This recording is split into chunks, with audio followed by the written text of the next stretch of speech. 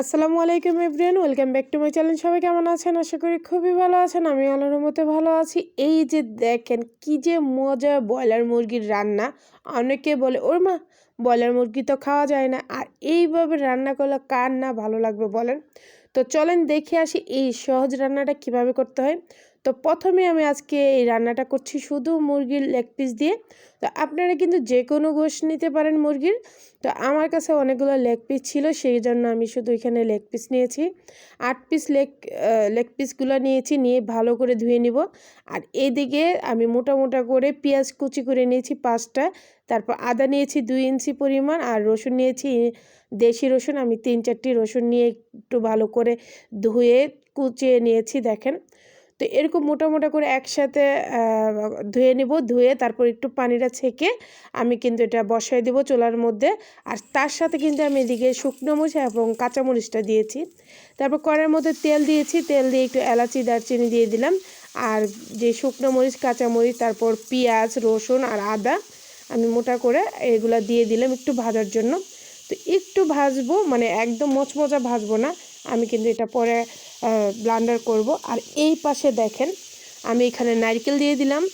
এই অল্প একটু, আমার এটা ফিউজিং করা ছিল নারকেলটা দিলেও হবে, না দিলে সমস্যা নেই, দিলে একটু খেতে ভালো লাগবে। তো যাই হোক, আমি এদিকে একটু করে উল্টে পাল্টে ভালো করে নেড়া দিচ্ছি। আর এদিকে যে চিকেনটা আমি ভালো করে ধুয়ে রেখেছিলাম সেটার মধ্যে লবণ দিয়ে দিব, লবণ আর একটু হলুদ দিয়ে দিব, দিয়ে আমি এটা একটু ভালো করে মাখিয়ে নিব। তো আমার মতন যদি রান্না করেন অবশ্যই ইনশাল্লাহ আপনাদের রান্নাটা অনেক ভালো হবে, অনেক ভালো হবে। তো আমি কিন্তু ব্রয়লার চামড়া সহ নিয়েছি, আপনারা কিন্তু চামড়াটা ফেলেও দিতে পারেন। তো এদিকে আমার মশলাটাও ভাজা হয়ে গেছে দেখেন। আমি চুলা থেকে নামাই নিলাম, একটু ঠান্ডা হওয়ার পরে আমি ব্লেন্ডারে ব্লেন্ড করে নেব। আপনারা কিন্তু শিলপাটাও বেটে নিতে পারেন। তো ওই তেলেই আমি আবার অল্প একটু তেল বেশি করে দিয়ে তারপর রানগুলো ভেজে নিব। আমি যেই তেলে পেঁয়াজগুলো ভেজে নিয়েছিলাম সেই তেলে কিন্তু চিকেনগুলো আমি ভালো করে ভেজে নিব। এই যে দেখেন। আর একদিন পরে যেহেতু আমাদের রমজান মাস, আপনারা কিন্তু এই রমজান মাসে এটা কিন্তু সিয়ারিতে অথবা ইফতারিতেও এটা রাখতে পারেন। এটা কিন্তু খেতে অনেক মজা লাগে। তো আমার চিকেনটা ভাজার পর এই তেলটা আমি তুলে নিব, কারণ এই কড়াইয়ের মধ্যে রান্না করা যাবে না। আমি নতুন একটা কড়াই নিয়ে নিব, এই কড়াইয়ের মধ্যে আমি তেলটা একটু ছেঁকে নিব। তার সাথে আবার একটু আমি তেল দিয়ে দিলাম, তেলটা পরিমাণ মতন। আর যে মশলাগুলো আমি ভেজে রেখেছিলাম এগুলো আমি একটু ব্লেন্ডারে ব্লেন্ড করে নিয়েছি। আপনারা কিন্তু ঝালটা বুঝিয়ে দিবেন। আমি এখানে কাঁচা মরিচ এবং শুকনো মরিচ দিয়েছি, এখানে আমি গুঁড়া মরিচটা ইউজ করব না। আর আপনারা এটা কিন্তু বুঝিয়ে নেবেন।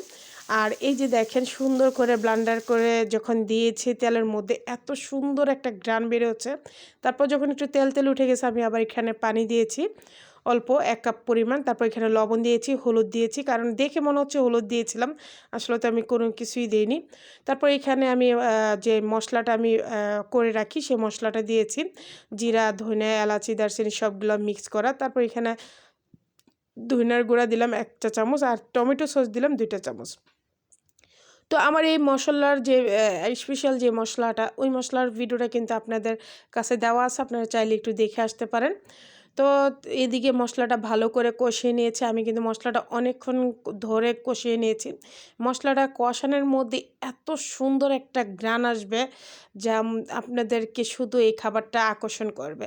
তো যাই হোক, মশলাটা ভালো করে কষানোর পর আমি কিন্তু আবার চিকেনগুলোও দিয়েছি, আপনারা দেখেছেন।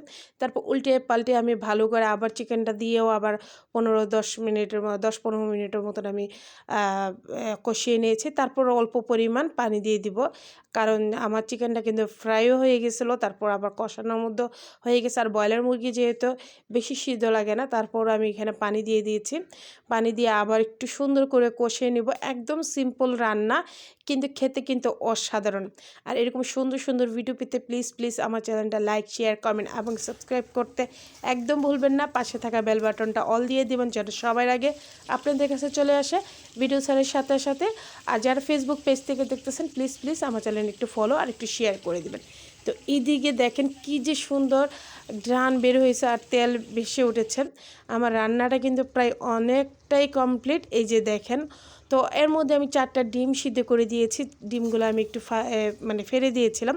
আপনার ডিমটা অপশনাল, পুরাটাই অপশনাল, আপনারা দিলে দিতে পারেন। কিন্তু এই রান্নাটার সাথে ডিম খেতে কিন্তু অনেক ভালো লাগে, মশলার সাথে অনেক ভালো লাগে। আপনারা দেওয়ার চেষ্টা করবেন, আর না দিলে কোনো সমস্যা নেই। তো দিলে কিন্তু খেতে অনেক ভালো লাগে। আর রমজান মাস যেহেতু সিয়ারিতে আমরা কিন্তু এটা খেতে পারি, অনেক ভালো লাগবে। তো এই যে দেখেন আমার রান্নাটাও কিন্তু একদম হয়ে গেছে। আমি এখন চুলাটা অফ করে দিব। তো ফাইনালি দেখেন কতটা সুন্দর হয়েছে রান্নাটা, একদম অস্থির। তো চলেন পরিবেশনে দেখাচ্ছি। মাশাআল্লাহ দেখেন কতটা সুন্দর হয়েছে, দেখতে যতটা সুন্দর খেতেও কিন্তু অনেক মজার ছিল। আমি কিন্তু সাদা ভাত দিয়ে ট্রাই করেছি এবং আমার হাজব্যান্ড বাচ্চারা কিন্তু পোলাও দিয়ে ট্রাই করেছে, ওদের কাছে নাকি অস্থির মজা লেগেছে। এবং কি পরোটা দিয়ে খেতেও কিন্তু খুবই মজা লাগবে। যেহেতু রমজান মাস, আপনারা কিন্তু সিয়ারিতেও এটা রাখতে পারেন, আপনাদের কাছে খুবই ভালো লাগবে। সহজভাবে কিন্তু একটু ইউনিক, একটু নতুন স্টাইলের রান্না। তো যাই হোক, আজকের মতন এখানে বিদায়। নেক্সট ভিডিওতে দেখা হবে। সবাইকে রমজান মুবারক। ভুল ত্রুটি থাকলে ক্ষমা দৃষ্টিতে দেখবেন। তো আজকের মতন বিদায়। আল্লাহ হাফেজ। আসসালামু আলাইকুম।